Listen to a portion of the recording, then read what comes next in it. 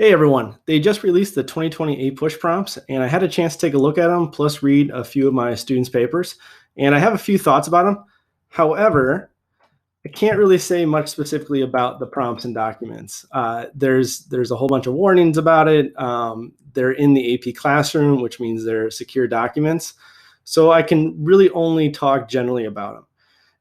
Next is students who had the same prompts, and we knew this beforehand, but I think it's worth saying again, is students who had the same prompts may have had different documents.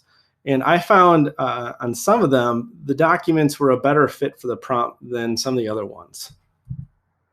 Okay, so first off, I want to start off with the positives. I thought the length of the documents of the ones that I saw were manageable. In years past, some of the documents could be quite long, like long paragraphs. And the ones that I saw were pretty short, like a few sentences, and pretty manageable overall. And the ones that I saw, I thought the documents were not too difficult.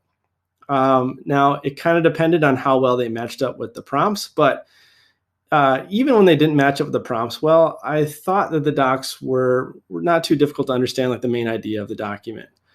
And most of the prompts were also not too bad. With that being said, there was one in particular that I thought was more difficult than the others. Again, I wish I could talk about them more specifically, but there was one prompt that I thought it was going to be hard to, do all the things you needed to do and also match it up with the documents. And I thought there could have been a really easy fix to the prompt that would have helped better link the documents to what the prompt was asking for. And that would be to substitute the word in of perceptions instead of another word that they used. And so I think if you did that, that would have made that prompt a lot more manageable. And it would have helped out with the documents. But some of the other ones, though, I think some of you guys lucked out with some of the prompts and docs you got, and others did not get so lucky. I do hope this, though. I think when the reading happens and we start grading these papers, there's going to be differences in scores on the average scores between the different prompts and documents and everything.